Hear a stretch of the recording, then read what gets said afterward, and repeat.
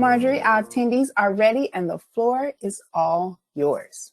Thank you so much, Jasmine. Thanks, guys, for joining me again this year. Always thankful for CPA Academy for helping to host our What's New in QuickBooks Desktop. I originally planned it as QuickBooks Enterprise because I didn't know how much desktop as a whole would be happening, but we're going to cover a lot of that. We're going to cover everything today, and there was a lot more than I expected. So I'm Marjorie. I'm not going to hang out on this slide too long. I see you all every year, and so I am looking forward to presenting this with you today. Couple of things that I just want to point out before I dive in. This year I know there's so much talk around is QuickBooks Desktop going away. And so this year I saw some things from Intuit. This is the first year where I saw something like this. We're going to migrate who is right to QBO. We're going to upgrade those who are not right for QBO to QBES. And we want to retain QuickBooks Desktop Core who are not ready for QBO or QBES. So that was kind of the first time. That's something I've said to Intuit for a long time. We want to keep them in desktop if that's what's right for them. And I was seeing that message coming out with this 2024 product release, which is very exciting, right? I know a lot of people discuss, is QuickBooks Desktop going away? Desktop, when you talk desktop with Intuit, that means Pro, Premier, and Mac. When you talk enterprise, although enterprise is a desktop product, they don't consider, like when you say desktop to them, they don't consider those to be the same thing. So just to clear that up. But I thought this was a very positive message for those lovers of desktop out there. All right, so first I want to cover this. I just feel like it's so important to cover this, is QuickBooks Desktop going away. We do a monthly webinar on is QuickBooks Desktop going away. We started it in February, right before Intuit announced the discontinuation of QuickBooks Point of Sale product. We do have on our YouTube channel all the previous videos on this. It's just a quick, sometimes 15 minutes, sometimes 20 minutes of updates and news around QuickBooks Desktop. It is the highest topic, right, out there. Is QuickBooks Desktop going away? My answer is not enterprise. But you'll hear, if you want to go check out some of our previous, we have a playlist there for that. That is usually the first thing people ask me when I continue to present around QuickBooks Desktop. For us, we have had the highest sales year ever in QuickBooks Enterprise. That is our go-to product. And this year we have moved more people than ever up to QuickBooks Enterprise. I wanted to share with you some of the news that has come about. And the reason I'm sharing this with you is because it helps, right? When we say, is QuickBooks Desktop going away? Understanding what Intuit has done helps us to kind of get a what would happen potentially in the future, in my mind. So February 28th, they announced QuickBooks Point of Sale, which is a desktop product. I'm not going to talk about it much today. No longer available for sale to new customers, and that as of 10/3, that's this week, 10/3, all services around QuickBooks Point of Sale would stop, meaning gift card services, mobile sync, integrated merchant services. Anybody using QuickBooks Point of Sale and Intuit Merchant Services had to figure out an alternative. So they gave us 8 months to make a change. 8 months, okay? Something to consider. Another bit of news that came out this year, QuickBooks Online, the Mexico edition. On 10/1/2022, they said this product is no longer available for sale. They stopped charging customers for the product. And they said you have to move out of it by 4/30/2023. 6 months, 7 months, right? If you count the entirety of the month. 7 months. Okay. So that just helps you. Again, news should help you. I'm not trying to scare you. News is important, right? Understanding how they function is important and making decisions on what we're going to do for our customers. So some changes to Pro and Premier Plus when it comes to, so licensing is now subscription only. Development, there is development around security fixes, and there were some feature development that we're going to talk about today. There was, I was under the impression there would not be any feature developments, but some feature developments made it into the Pro and Premier products. Marketing, Intuit Marketing came to us last week, and they did make us take down our last page that said that we can sell Pro and Premier. Now, our customers still can buy Pro and Premier products from us. We want to talk with them about their options. It can only be sold by phone. The reseller in the QSP channel, so the reseller channel with Intuit, it is not a SKU allowed to be sold in the reseller channel anymore. Other sales channels, just as an FYI, for about 8 months, so from August,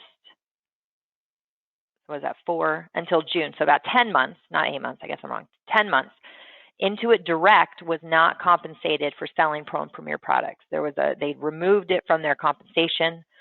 And then back in June, I heard that it came back as part of their compensation. They don't get full compensation for it. But again, behavior, right? So what is that saying? When you have sales reps and you tell them, I'm not going to compensate you for selling this product, the expectation is maybe this product might not be available for sale soon, or we're trying to weed it out. But then it came back in June, and they are now compensated for selling that product. So that's a little confusing. Price changes for Pro Plus. So old price, right, $349. In 2023, it moved to $549 for a Pro 1 user. And then now it's moved up to $649 for 2024. So that will be the renewal price that all of our Pro Plus customers are on for a single user.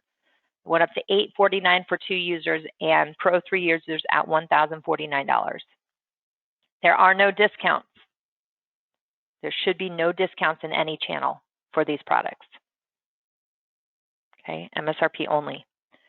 Price changes for Plus, and I'm sorry, I'm going through this super fast because I want to get to the what's new, but I feel like this is important news when it comes to desktop. Premier 1 user moved up to $949. So got 2 years ago was at $549, now it's at $949. So you can see they're kind of making it a little bit more level with QuickBooks Enterprise. We internally have a price sheet that, or a document, an Excel document that allows you to see what is going to be my cost if I pay for Premier and then Payroll or whatever add-ons we have. What is my cost if I move to Gold? What is my cost if I move to QuickBooks Online? So we have price comparison sheets that we can work through if you need with your customers. I still look at QuickBooks as what's our alternative? Where else would we go? And how much would we pay if we went there? Fourlane does support NetSuite. We do support Acumatica. We do support Xero. So we know where the alternatives, where customers would potentially go. And man, QuickBooks just has so much more bang for their buck, right? So it's really hard to leave here. It's really hard to leave this world. So hopefully we can help explain that to people and get people to understand they're getting a lot for their money. I saw somebody just ask a question about payroll. I was going to cover that. Assisted payroll, they did make assisted payroll, so it's a desktop payroll, available in Diamonds, Enterprise only. You cannot buy that anywhere else. You can only buy it if you purchase Diamonds. And we have most of our customers who are using T-Sheets. If they're using above 11 users of QuickBooks Time, if they're using above 11 users of QuickBooks Time, then it's better for them to switch to Diamond because they get a price break per user as well as a price break on payroll when they switch into the Diamond software. For Enhanced, so there was a small increase on buying Enhanced outright. I recently heard, meaning like in the last couple of days, I've heard from my team that their customers are being told that Enhanced is no longer available for sale somewhere. That should not be the case, but most of the time, if our customers are using QuickBooks Desktop Enhanced Payroll, it's smarter for them to go to Gold because they will save money on the per employee fee. Okay, and again, we have a calculator if you guys need help with that to see the difference in price.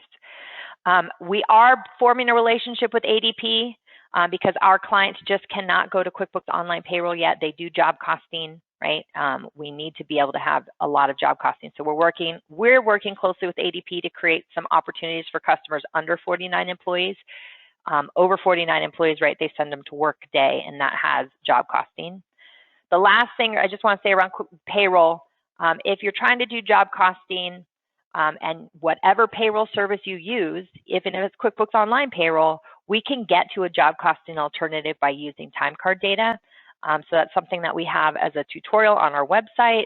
It's one of our courses on our website. And then also we have, we'll do training around that if we need to on our YouTube video or YouTube videos as well. All right, so that's it for desktop news. We're going to dive into our first feature, new feature of the year. So this is one that we've been asking for a long time, and I am super thankful for the developers who've been working on this. They have been working very hard on this. And so we're going to talk about prepayments. Another term that I usually use with this is customer deposit. This is when the customer pays us, and we need to record a payment prior to the invoice being created. Historically, a lot of times we run these as negative AR, negative accounts receivable, right? But now they've got a workflow, in-product workflow for this so that we don't have to do a workaround. So some examples, online businesses that take a payment at checkout. You go, to Amazon, you pay them, but they haven't shipped anything yet, right? So that's a prepayment. In construction, when we take deposit against work to be performed. A contractor who requires payments for parts prior to them ordering it. Those parts for you. So I just add in here what the standard accounting should be.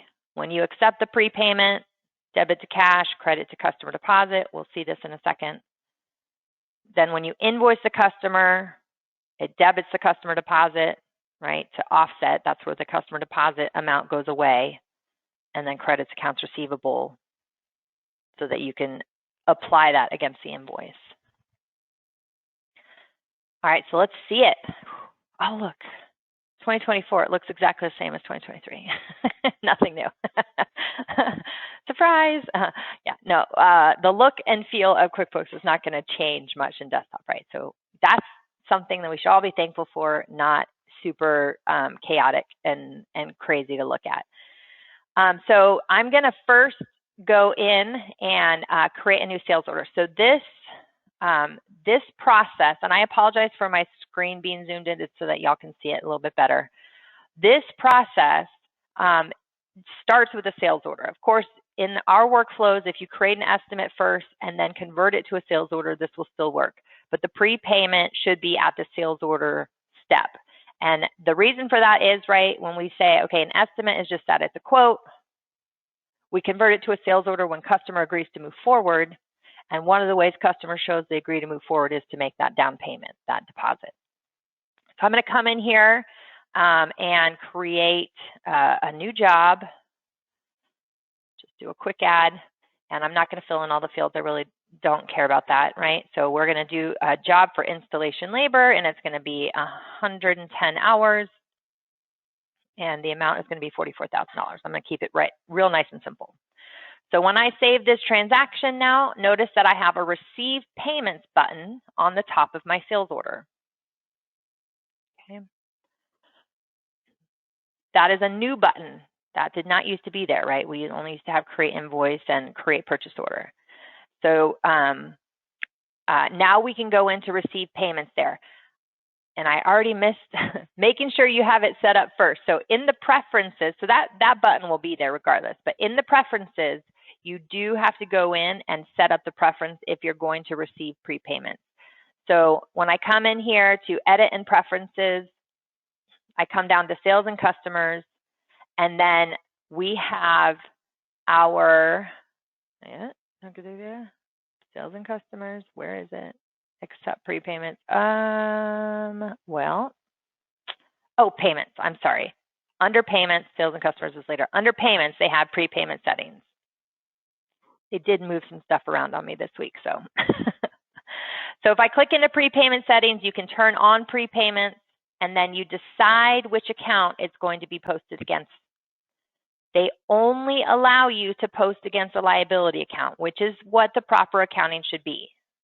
Most likely, a prepayment is going to be an other current liability because we are going to relieve the prepayment balance within a year's time.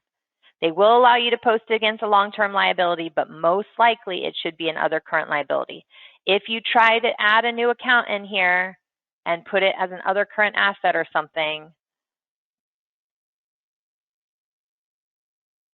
it will give you a warning and say you have to choose a liability account, okay? So I already have an other current liability account set up called customer deposits. When you set up and say you're going to receive prepayments, it also adds into your chart of accounts another account called Account for Prepayment Transfer, which they make naturally inactive. So that account will be set up for you. That account also should always have a $0 balance. Always should have a $0 balance. If you have a balance in there, there's a problem. And I'll show you and talk about all that in a minute. So now I have the sales order. Notice down below we do have prepayment applied, and we also have a balance due. So that is something that is new. Okay. I can click on Receive Payments, and it takes me to the customer payment screen. It does have the prepayment stamp on it, and there's a checkbox, prepayment on a sales order here. Okay. Now, if I come in, there's not an allowance. You know how in a customer payment, you are allowed to overpay? You can't do that here, right? It doesn't give you the option of what to do with an overpayment. You can also, one thing you can do is you can use this for math. So if I needed to say they're going to do a 50% down payment, I can multiply it times 0.5, do the math there. But I'm just going to do it for the entire amount for now. Okay, and say save and close. Now notice down below here, it shows me the sales order type. That is something new. You would never have seen that before. Sales order type. Okay. When I come back to my sales order, notice it does say prepayment applied. So I have a $0 balance on this sales order. One of the things that they also added is when I go in to print, okay, I have the ability, it'll pop up this box and it'll warn you, you have the ability to add prepayments, meaning prepayment applied, and balance due to your sales order. And when you say yes, you want to add them, it will take you directly to the footer tab, which is great, right? It takes you directly to where you need to be. I like that they made that extra step for us, making it a little bit easier. They being the developers, right? That's smart. And then you can see how it's checked off. It is showing on the screen naturally, but you can also add it to be printed on the document. You can rename it too. If you call it customer deposits, right? You can rename it if you need to. Okay.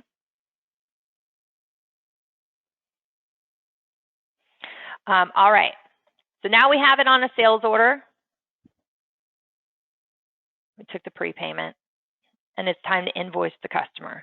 So from sales order, you can create the invoice. If I go into customers, you can also go in and create invoices, right? And it'll pop up where you want to create it from.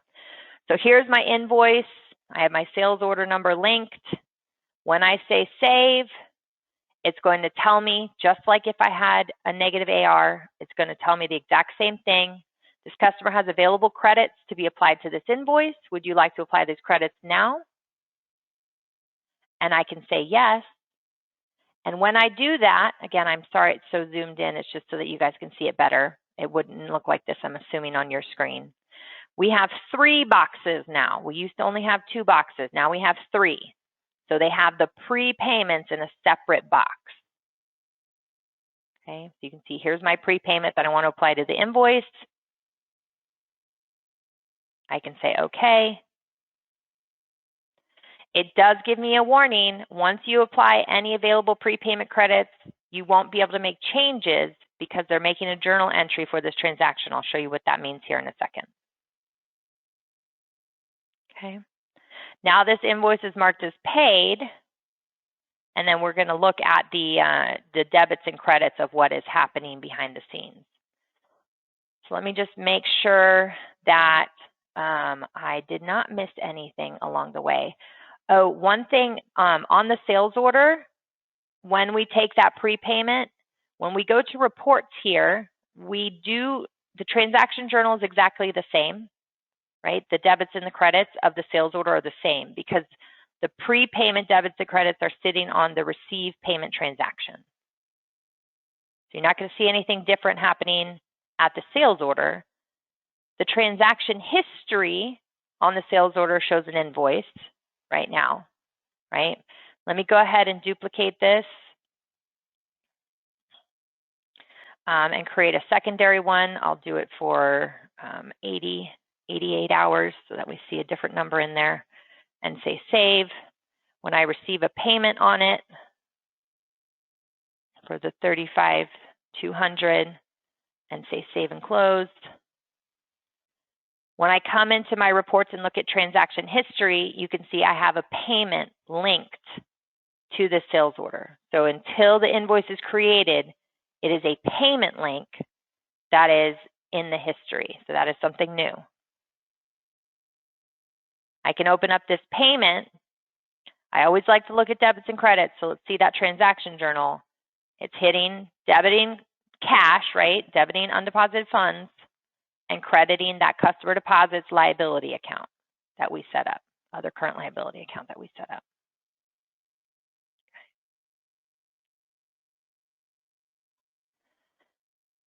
All right. Then let's go to that invoice that we have. On the invoice, when we look at our transaction journal, you can see what's happening there, right? It's hitting accounts receivable and it's crediting our revenue account. So exactly what we would expect to have happen on the invoice. The transaction that happens that links the two together, right, are when we come in and look at this account for prepayment transfer, it creates a journal entry for the prepayment, right? So we have our first journal entry from customer deposits to prepayment. And we have our second journal entry, taking it out of the prepayment account and sticking it into accounts receivable. I don't fully understand why they had to do these two transactions and they couldn't just run it through the customer deposit account and eliminate this account for prepayment transfer. My expectation, though, is something around the balance sheet out of balance, because journal entries with customers and jobs, right, is kind of finicky. So my expectation is that they did it to be smarter, to have that extra step. Okay, let's see here. So I want to make sure that we cover all of these things. So I want to look at these journal entries in here. So you can come in and mess around with the journal entry. Like, it is something that you can do.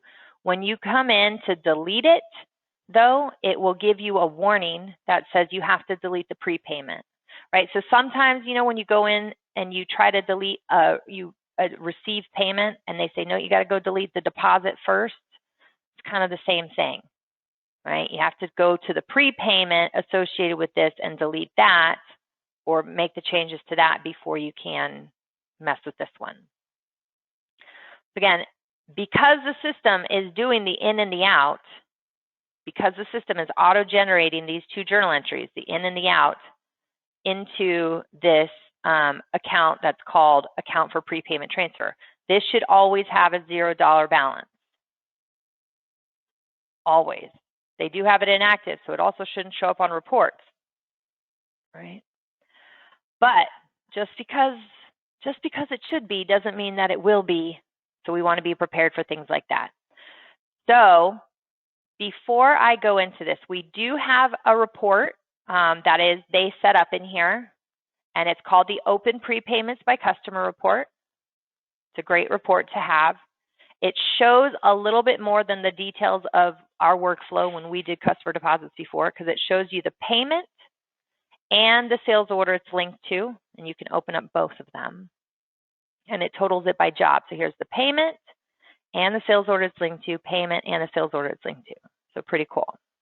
Okay, and if you had multiple payments, right, you'd be able to see all the payments in there. So pretty neat. So this is in reports, customers and receivables. We have the Open Prepayments by Customer report. Okay. Now, because I'm old school QuickBooks, do recommend, I'm old school accounting, I guess maybe that's what it is, not just QuickBooks, but I recommend reconciling every balance sheet account always. So even though this one should always go down to 0 as part of your month-end process, you should go in and reconcile this account. Since we do not have a statement, we reconcile it to 0, and you should be able to just say mark all and reconcile now, okay? So that's one thing that I recommend. That one should be super easy. On the customer deposits, this one would be a little bit different. I still recommend reconciling it. Again, always reconciling to 0 because we are not getting a statement.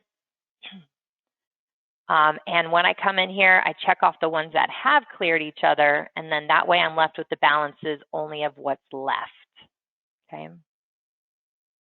Now I do that because I can go in and do a custom transaction detail report for all time, totaling by customer, filtering for the customer deposit account, and then also filtering for cleared of no, and see, right, create a report for what is sitting in my balance, right? So it should be as of whatever, 10/31 or whatever the date is that you're using at the end of the month.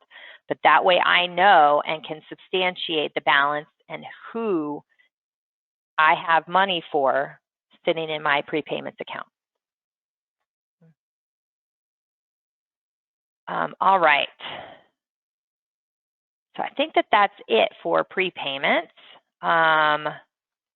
Let me get in our slide deck down a little further. So the new feature is available in all QuickBooks Enterprise SKUs, so silver, gold, platinum, and diamond. One of the big benefits is you can now give your customer, right? So if this is your file, you can give the client who paid you or the customer who paid you proof of payment, proof of prepayment, because it's on that sales order. And so now it's a feature instead of being a workaround, right? Like we did it as a workaround before, now it's a feature of QuickBooks. Okay, let's jump on over into item categories. So this is something that is not new, right? This is not a new thing. Categories was released last year, and I was very excited about it last year until I dove in a little bit on it and realized, oh, well, we have these categories, and they're wonderful if you're starting fresh, but if you're importing from another system, or if you are in QuickBooks and using it for 20 years and you want to use categories now, it's really hard to do it. So it was a great feature. Mid-year, they released some things. So first of all, to turn on categories, right, you go to Items and Inventory, activate categories. Categories are similar to classes, except it's for items only, right? Similar to classes. So once they're enabled, then in your list here, you will see the category list.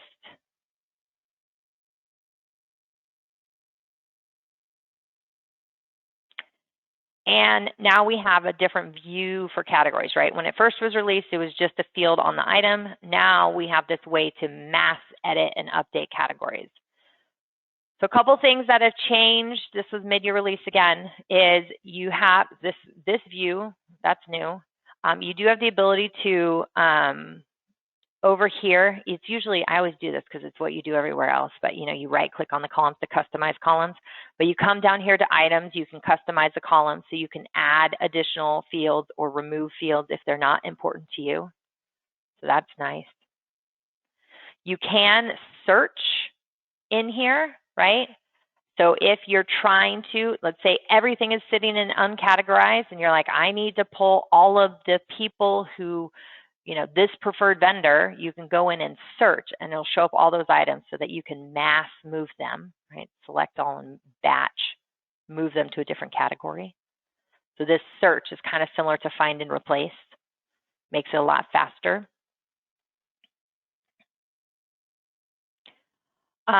So if I have my uncategorized in here as an example, let's just say I wanted to find all, labor, and it pulls up all labor items. I can select them all, batch, move them to a different category. I can add a new category called services. Okay. And then all of them are now moved under services. One thing that I like a lot about this too, so this is removing the need to have header and sub items. No more header and sub items needed. This is a fantastic way to re-engage your customers who have a lot of products on their product list right now. You know, when we first started organizing chart of accounts with everyone, this is a great way to engage your customers right now, to get them to remove the headers and sub-items and put them all into categories instead.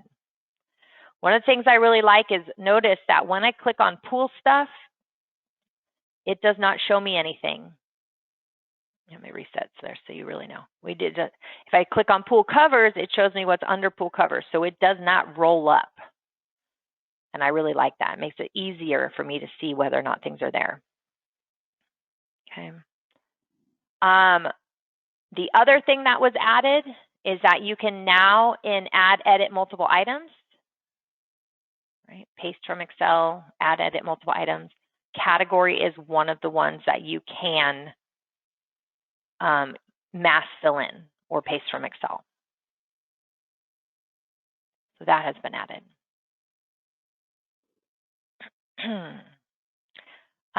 Okay. Another thing that they had changed is if you're using price rules, so this is in Diamond or in Platinum, and you have here, right, the conditions, you can add a condition, and one of the conditions can be category. So all items in a particular category get this different price during this time of year. So category is added to price rules.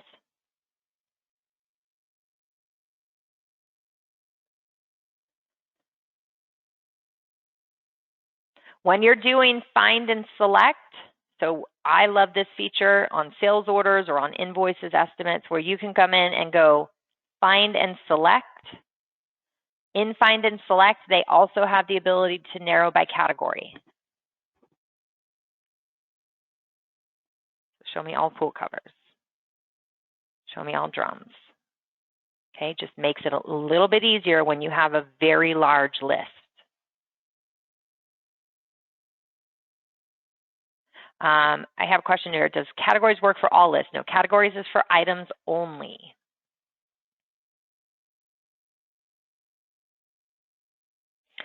So where are we going to see these? I want to show you on my items list just real quick, right? So I have all the items are flat. And down here I have pumps. Pumps has a header and a sub, some sub items.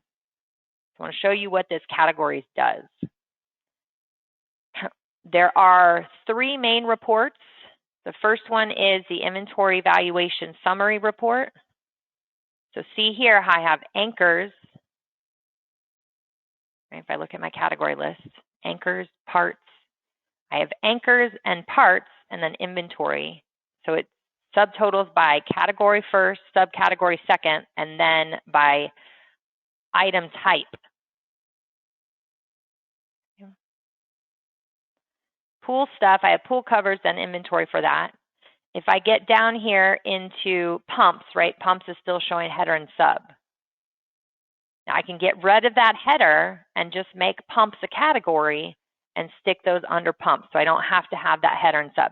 The problem with header and sub is pumps is actually an item that somebody could mistakenly choose. And that makes it painful, right?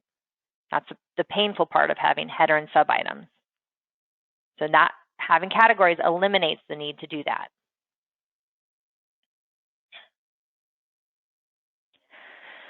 The second report that we have is inventory stock status by item. Oh my gosh, I need to go so much faster. Inventory stock status by item report. And then the third one we have is the sales by item summary report. Okay, so all of those are moving over to categories. Okay, coming back to our presentation here. So the next one that I wanted to show you guys that is a new release, is a quick one, is we do have some reports, inventory reports that were updated.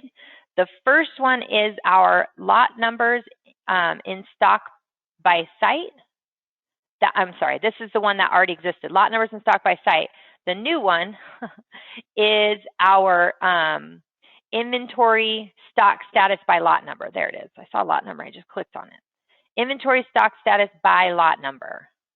Okay, so I know one of the biggest questions we have for people who are using lot numbers is to know how much we have or how many we have on hand by lot number. Quantity on hand by lot number. We could see it in the inventory center, kind of hard to find, not really a report, but a pop-up screen. So now we're able to see quantity on hand, quantity on sales order, quantity available by lot number. Okay. The other thing about this that is wonderful is when you go to customize reports, you can filter by expiration date. So you can do already expired items, yet to expire items, so ones that haven't expired. I think it's fine, yet to. Or you can do a custom date range. Show me everything that's going to expire in the next month. So they added a filter to this report for expiration dates as well. The other report that we added is under inventory, and they have inventory expiration status. Okay, so it looks very similar, but it tells you how many days until it expires, and it's based on the calendar date, right? So sample file thinks it's 2028. It's based on the calendar date, so when is this going to expire? And again, you can customize this report and filter for expiration dates. But when are these lot numbers going to expire? So cool report. This is an Enterprise Diamond and Platinum only, right? Because that's where we have expiration dates. The last one that we have as a report, well, we have two more reports, and I'll get to them in just a second. Sorry, I'm jumping ahead in my slide deck. Getting all excited over here. There's a couple there.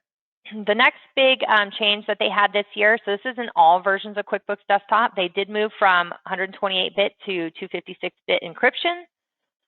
So when data travels between networks, this will help to protect against cybersecurity threats, especially during online backup or using hosting. Okay. The next feature is that they added in search in additional areas. So you can see in the payroll items list, we have a search up top here to search through payroll items.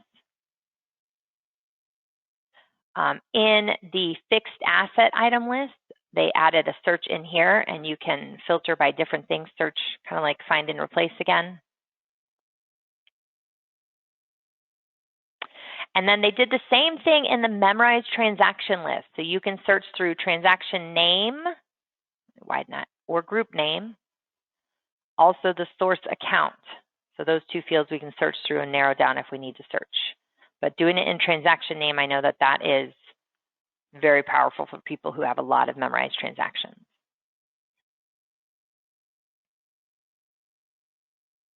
Okay, so some quick hits there, but making improvements. Coming through some of these things I have to show you in the slide deck. So this is something that is, I think, very powerful, and I am interested to see how it actually rolls out. But what I'm being told, right, is that installation for product updates will be a lot easier. So first of all, you should have, instead of a pop-up screen that tells you time to install this product, you should get a notice up in your top icon bar that there is an update available. Also a warning, and you can see right there for what will be updated. They're supposed to give you the what will be updated, details about the updates. You should be able to do the updates in the background and continue to work.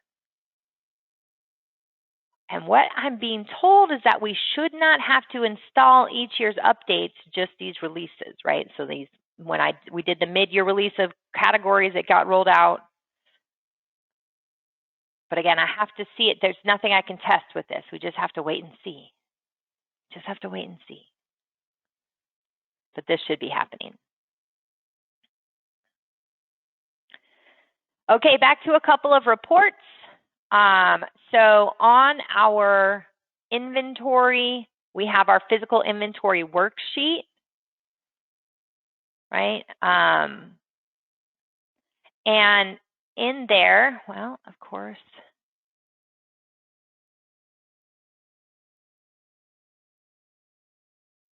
okay, well, you can see it on my picture, but I can't see it here.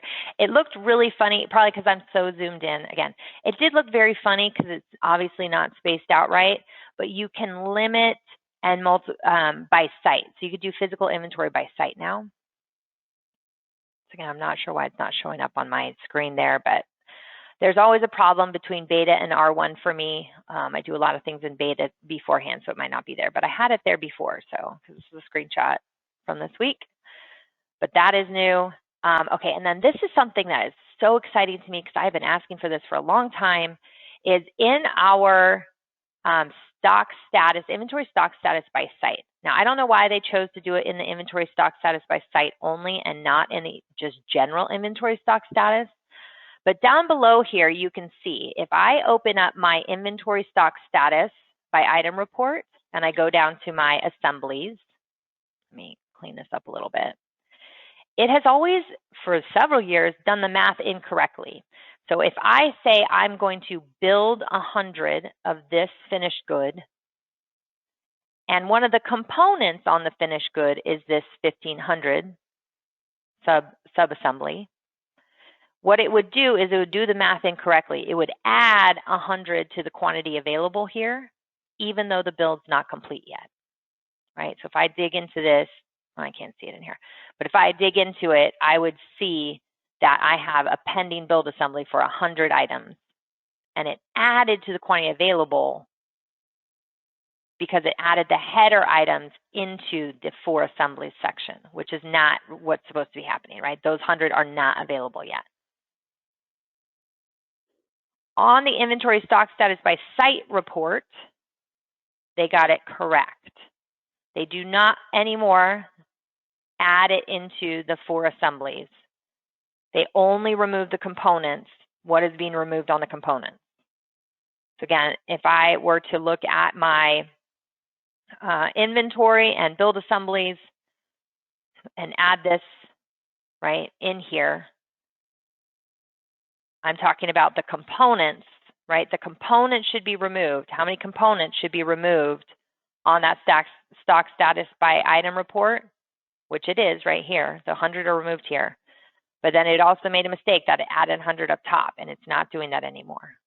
So this is more reliable. Stock status by site for assembly items is significantly more reliable now. All right, I'm going to power through and do just the last couple of things here and then try and hop over to questions. So we do have some changes to 401k. I feel like they mention this every year. Again, I cannot test these things because I don't have payroll running 401k inside of QuickBooks that I can test. But what they're telling me is that you can access your 401k plans integrated with QuickBooks to set it up easily, more easily in product, and then also set up automatic contributions or let employees decide on the amount deducted from each paycheck. That should be something that is coming up and making it easier. The other new feature, which again, I looked in my product and I couldn't see this, so I don't know how to see it, but we're supposed to have some changes in the Employee Center. So first of all, the tabs should be different where they have the required info tab. Okay, and so all the required information for payroll should be on one place. Simple, that's great. The second thing that you should see is if there is any incomplete information, you're going to get these little exclamation points in the Employee Center that tells you you need to go fill in some additional information. So where this came about was, you can now have employees fill in their own information. And if they don't fill it in completely or whatever, it was hard for us to figure that out. And so now you can do that. So again, we talk about, is QuickBooks Desktop Payroll going away? I mean, why would they make all these improvements if it is, right? So there's this proactive notification for incomplete employee profiles. Okay, guys, that's what I've got for you today. Those are all the changes. I'm sorry I kind of rushed through a little bit more than normal. I'm going to pause for a second and take a look at some of the questions. I'll throw up here my contact information. If you have any questions, if you need demos of the new product, what's new done for your team, for your staff, if you guys have any questions about QuickBooks Desktop or online as a whole, we're here.